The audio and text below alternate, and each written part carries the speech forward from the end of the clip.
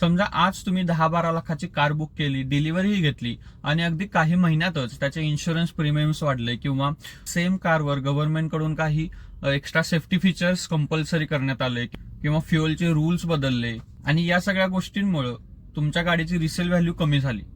Normally आपण car घेतो हे लॉंग टर्म यूजसाठी, म्हणजे अगदी 5-6-7 वर्ष वापरण्यासाठी. पण डिसिजन घेताना आपण फक्त आपली आजची कंडिशन आणि आजची शोरूमची किंमत काय आहे एवढाच विचार करतो. म्हणूनच आजचा आपला व्हिडिओ खूप इम्पॉर्टंट आहे. 2026 मध्ये कार घेण्याआधी या 7 गोष्टी जर तुम्ही बघितल्या नाहीत, या 7 गोष्टींचा विचार जर तुम्ही आता केला नाहीत, तर नक्कीच तुमचं खूप मोठं नुकसान होऊ शकतं. आणि शेवटचा पॉइंट खूप महत्वाचा आहे, त्यामुळे व्हिडिओ शेवटपर्यंत नक्की बघा.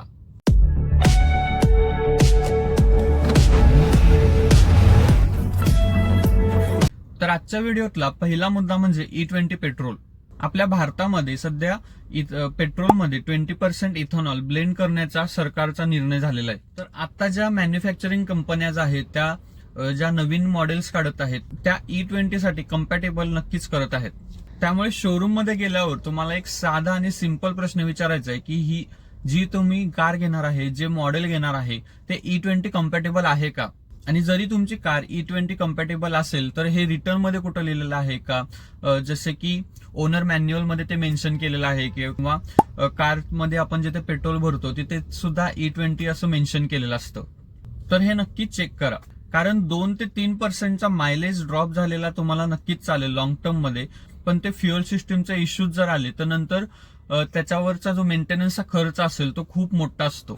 याच टॉपिकवर आपण एक डिटेल व्हिडिओ सुद्धा बनवलेला आहे, त्याची लिंक मी इथे वरती आय बटन मध्ये दिलेली आहे. हा व्हिडिओ झाल्यानंतर नक्की तो व्हिडिओ तुम्ही चेकआउट करू शकता. समजा 2026 मध्ये तुमची कार E20 कम्पॅटेबल नसेल तर इन फ्युचर तुम्हाला जेव्हा कार विकायची असेल, रिसेल करायची असेल, तेव्हा तुम्हाला कमी बायर्स मिळतील किंवा त्या कम्पॅरिझन मध्ये तुम्हाला तेवढी प्राइस नाही मिळणार. त्यानंतर दुसरा मुद्दा आहे तो म्हणजे 6 एअरबॅग्स. तुम्ही खूप लोकांकडून ऐकलं असेल की आता 6 एअरबॅग हे कंपल्सरी झालेत, पण रियालिटी याच्यापेक्षा थोडी वेगळी आहे. कारण सर्व पॅसेंजर्स कारसाठी nation wide final compulsory rule अजूनपर्यंत लागू झालेला नाहीये.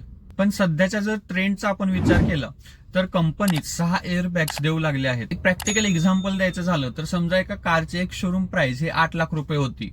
कंपनीने आता 6 एअरबॅग्स इंट्रोड्यूस केल्या त्याच्यामध्ये, त्यामुळे जी बेस मॉडेल असेल त्या कारचं त्यामध्ये सुद्धा 15,000 ते 25,000 पर्यंतची वाढ होऊ शकते. आता तुम्हाला वाटेल यात काय एवढं, पण जर तुम्ही लॉंग टर्मचा विचार केला, जर तुम्ही कार तुमची EMI वर घेतली असेल तर EMI वरचा इंटरेस्ट धरला तर पुढच्या 5 वर्षात जवळपास 35,000 ते 40,000 पर्यंतचा डिफरन्स येऊ शकतो. मग आता तुम्ही म्हणाल की सेफ्टी इम्पॉर्टंट नाहीये का, तर नक्कीच सेफ्टी खूप इम्पॉर्टंट आहे, पण ब्लाइंडली व्हेरियंट घेऊ नका.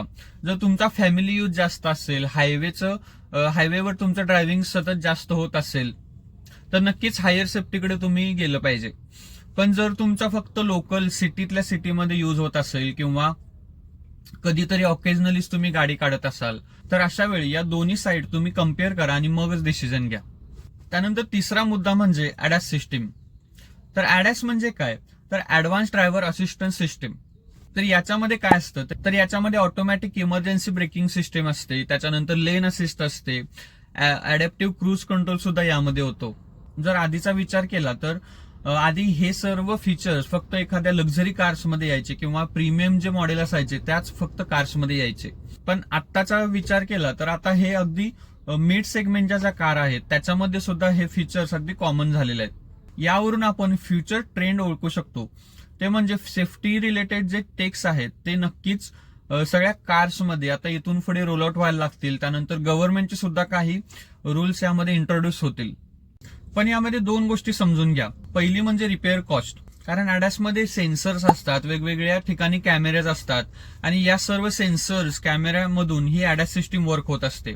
जेव्हा मोठा ऍक्सिडेंट होतो, बंपरवर मेजर इम्पॅक्ट होतो, अशा वेळी हे सेन्सर्स असतील, कॅमेरे असतील, हे सर्व डॅमेज होतात आणि हे पुन्हा बसवण्यासाठी, पुन्हा त्या लेवलचे ADAS सिस्टीम काम करण्यासाठी पुन्हा त्याचं कॅलिब्रेशन करावं लागतं आणि या सगळ्यासाठी तुम्हाला जवळपास 20,000 ते 40,000 पर्यंतचा खर्च येऊ शकतो.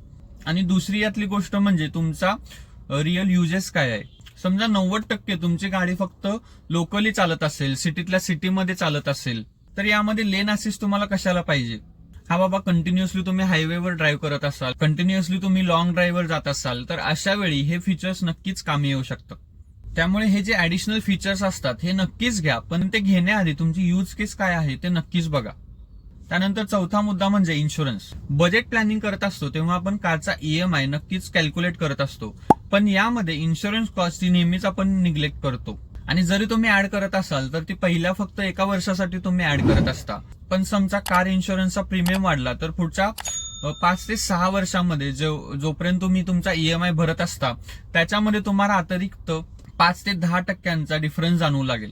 आणि या डिफरन्समुळे पुढच्या 5 वर्षात तुम्हाला इन्शुरन्स प्रीमियम मध्ये अगदी 20 ते 30 हजार रुपयांपर्यंत एक्स्ट्रा कॉस्ट जाऊ शकते. आणि समजा चुकून ऍक्सिडेंट झालाच तर ऍक्सिडेंट क्लेम करतो, त्यामुळे इन्शुरन्स प्रीमियम पुन्हा पुढच्या वर्षी जास्त होतो. म्हणून मी ही गोष्ट आधीच्या सुद्धा व्हिडिओमध्ये खूप वेळा सांगितलंय की कार घेताना फक्त आत्ताच्या कंडिशनचा विचार करू नका, तर पुढचे 5 वर्ष तुम्हाला ओनरशिप कॉस्ट काय येईल याचा सुद्धा विचार करा. त्यानंतरचा मुद्दा म्हणजे रोड टॅक्स. जर तुम्ही पूर्ण भारताचा विचार केला तर सेम कारसाठी, सेम मॉडेलसाठी वेगवेगळ्या राज्यांमध्ये वेगवेगळी प्राइस असते. हा मुद्दा खूप लोक इग्नोर करतात, पण रोड टॅक्स हा स्टेटवर डिपेंड असतो. सेम कार महाराष्ट्रात एका प्राइसला मिळत असेल तर तीच कार कर्नाटकात किंवा गुजरातमध्ये वेगळ्या प्राइसला मिळते.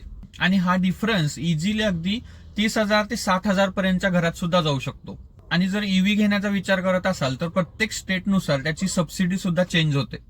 कधी कधी ईव्हीच्या बाबतीत 50,000 ते 80,000 पर्यंतचा सुद्धा फरक पडतो. त्यामुळे जर तुम्हाला शक्य होणार असेल तर रोड टॅक्सचा विचार करा, रोड टॅक्सचं कॅल्क्युलेशन करा, तुमच्या आजूबाजूच्या राज्यांमध्ये तो किती आहे ते चेक करा आणि त्यानंतरच तुमचं गाडीचं रजिस्ट्रेशन आणि बुकिंग करा.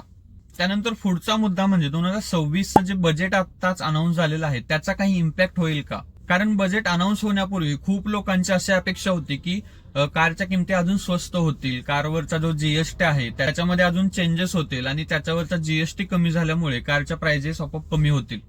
पण रियालिटी अशी नाहीये. ऑटो सेक्टरमध्ये 2026च्या बजेटमध्ये फारसे काही इम्प्रुव्हमेंट झालेले नाहीयेत. याच्यामध्ये डायरेक्ट असा काही जीएसटी रिडक्शन सुद्धा झालेला नाहीये. पण 2026च्या बजेटमध्ये एक पॉझिटिव्ह न्यूज बोलायची झाली तर ईव्हीची जी बॅटरी असते त्याचं लोकलायझेशनवर जास्त फोकस दिलेला आहे. त्यामुळे लॉंग टर्म मध्ये ईव्हीच्या कॉस्ट कमी होऊ शकतात, पण इमिजिएट प्राइस ड्रॉप नक्कीच एक्सपेक्ट करू नका तुम्ही. आणि आजच्या व्हिडिओतला शेवटचा मुद्दा म्हणजे यूज कार मार्केट. तुम्ही बघितलंच असेल 2025 आणि 2026 या 2 वर्षात यूज कार मार्केट हे भयानक ग्रो झालेलं आहे. सध्या यूज कारला खूप हाय डिमांड आलेली आहे. त्यामुळे जर तुम्ही यूज कार घेण्याचा विचार करत असाल तर त्याचं सर्व्हिस हिस्ट्री कम्प्लीट आहे का, तर त्याचा इन्शुरन्स क्लेम रेकॉर्ड काय आहे, किंवा ती फ्लड डॅमेज आहे का, ओडोमीटर टेम्परिंग केलेला आहे का, किंवा ओबीडी स्कॅन केला आहे का, याचबरोबर मेकॅनिक कडून इन्स्पेक्शन करून घ्या.